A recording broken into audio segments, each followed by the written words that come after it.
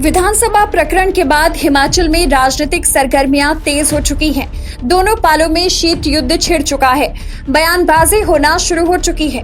हिमाचल के कई जिलों में दोनों पार्टियों के कार्यकर्ताओं के द्वारा एक दूसरे के खिलाफ धरने प्रदर्शन किए जा रहे हैं, तो पार्टियों के सीनियर लीडर भी बयानबाजी से पीछे हटने को तैयार नहीं।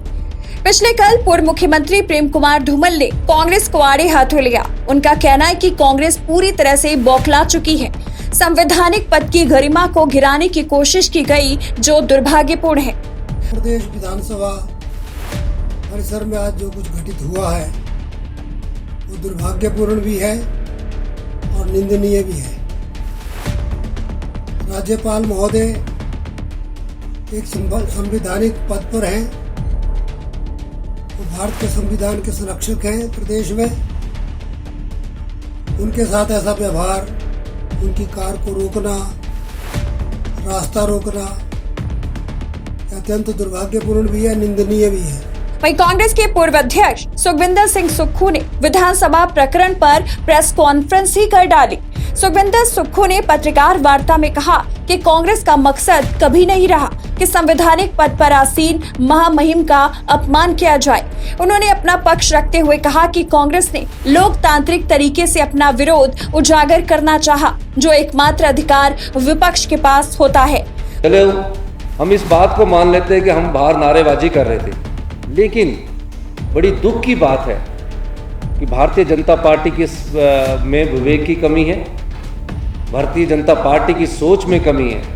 अगर राज्यपाल महोदय ने जाना था तो कम से कम हमारे कांग्रेस पार्टी के विपक्ष के नेता, हमारे वरिष्ठ सदस्य कांग्रेस के 2-4 लोगों को बुलाते और स्पीकर महोदय के पास बात करवाते और कहते कि राज्यपाल महोदय ने जाना है, आप अपना धरना प्रदर्शन वहीं बाहर जारी रखिए। हम निश्चित तौर पर राज्यपाल महोदय का रास्ता रोकने के लिए तो हम बैठे नहीं थे, हम तो सिर्फ ध्यान आकर्षित करने के लिए बैठे हुए थे। इतना बुलाने की बजाय कि उन्हें बुलाना चाहिए कि राज्यपाल महोदय का जाने का समय हो गया, आप कृपा करके रास्ता खाली कर दीजिए। अगर ये बात भी हो के कह देते, वो लोग आए, डिप्टी स्पीकर हंसराज जी, उन्होंने धक्का मुक्की करनी शुरू कर दी। अगर उनके वरिष्ठ नेता आते, हमारे वरिष्ठ नेता वहाँ जाते, एक विनम्र प्रार्थना करने में क्या हर्ज लगता था कि आप कम से कम राज्यपाल महोदय के जाने के बाद अपना जो आंदोलन है, अपनी जो नारेबाजी है, अपना जो अधिकार है, उसका सदुपयोग कर सकते हैं। लेकिन उन्होंने ये नहीं किया। वो गुंडागर्दी पर उतर आए, वो जोर आजमाइश पर उतर आए, उन्होंने धक्का मुक्की की, जिसकी क्लिपिंग उस समय आप सब लोग वहाँ थे, आपके पास भी होगी। बीजेपी ने विधानसभा के नियमों कानूनों के सरेआम धज्जियां उड़ाने में कोई कोर कसर नहीं छोड़ी।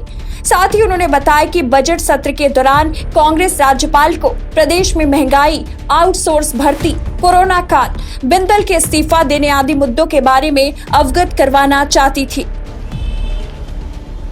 यहाँ जिक्र हो रहा था पिछले कल के विधानसभा की उस घटना का, हम सचमुच में शर्मिंदा है। पूरी देवभूमि हिमाचल प्रदेश शर्मिंदा उस घटना से है। एक संविधान के अनुसार जो है वो राज्यपाल महोदय जो है प्रदेश के प्रथम नागरिक होते हैं। संवैधानिक व्यवस्था का पालन करने के लिए विधानसभा के सत्र में वो अभिभाषण के लिए उपस्थित हमारे बीच में थे। जब अभिभाषण पढ़ने के बाद उनने वापिस जाना था, रास्ता रोक दिया गया। गाड़ी में बैठने लगे, गाड़ी का दरवाजा तोड़ने की कोशिश हो गई और विपक्ष के नेता गाड़ी को जिस प्रकार से तोड़ने की कोशिश कर रहे थे, मुक्के मार मार करके जो गाड़ी, राज्यपाल की गाड़ी को तोड़ने की कोशिश हो रही थी। धक्के किसको कितने लगे वो तो गिने नहीं हम भी उनके बीच में थे। आखिर चाहते क्या? ये विचित्र परिस्थिति एक इस तरह की बन गई है और ये हालात तब पैदा होते हैं जब आदमी अपनी वाणी से जो है वो सामना नहीं कर सकता है। लोकतांत्रिक व्यवस्था का अनुरूप जो अपनी बात कहने की परिस्थिति में नहीं हो पाता है, क्योंकि लोगों ने उनको जवाब दिया होता है। ऐसी स्थिति में हाथ पांव चलाना शुरू कर देता है। ये कांग्रेस की परिस्थिति आज की तारीख। पूर्व अध्यक्ष का कहना है कि बीजेपी के द्वारा विपक्ष को नजरअंदाज किया गया, बात तक सुनने को भाजपा तैयार नहीं है, इसलिए ध्यान आकर्षण के लिए कांग्रेस बैठी थी। महामहिम का रास्ता रोकना उनका मकसद नहीं था। जहां सोशल मीडिया पर डिप्टी स्पीकर ट्रोल हो रहे हैं, तो वहीं सुक्खू का कहना है कि जब कांग्रेस के विधायक धरना प्रदर्शन को बैठे तो हंसराज ने धक्का मुक्की करना ही शुरू कर दिया।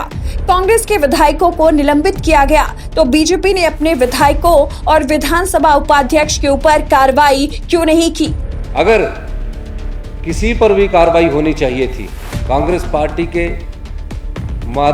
पार्टी पर कार्रवाई एक तरफा की गई है। कांग्रेस पार्टी के तो सभी विधायक विरोध कर रहे थे, सभी विधायक नारे लगा रहे थे, लेकिन भारतीय जनता पार्टी के उन मंत्रियों के खिलाफ, उन डिप्टी स्पीकर के खिलाफ जो वीडियो क्लिपिंग में धक्का देते हुए आज नजर आ रहे हैं, भारतीय जनता पार्टी की सरकार ने क्या कार्रवाई की? न्याय सबके लिए बराबर होना चाहिए। अगर कांग्रेस पार्टी के लोगों के लिए की थी तो पिक एंड चूज नहीं होना चाहिए था। जब कांग्रेस पार्टी के सभी विधायक इस मामले में, महंगाई के मामले में, भ्रष्टाचार के मामले में, बैकडोर एंट्री के मामले में विरोध कर रहे थे, तो सब पर भी कार्रवाई होनी चाहिए थी। और भारतीय जनता पार्टी के जिन नेताओं ने गलत किया था, जिसमें उपाध्यक्ष महोदय विधानसभा के और जो मंत्री है उनके खिलाफ भी कार्रवाई होनी चाहिए थी। हम कभी इस बात से इनकार नहीं करते कि जो हुआ वो ठीक नहीं हुआ है, मर्यादाओं के खिलाफ हुआ है, और उसमें भारतीय जनता पार्टी भी उतनी ही सम्मिलित पाई गई है कि उन्होंने उत्तेजना वाले भाषण और उत्तेजना वाले धक्का मुक्की से की है। आपको बता दें कि अभी तक इस प्रकरण के ऊपर डिप्टी स्पीकर की कोई प्रतिक्रिया देखने को नहीं मिली है।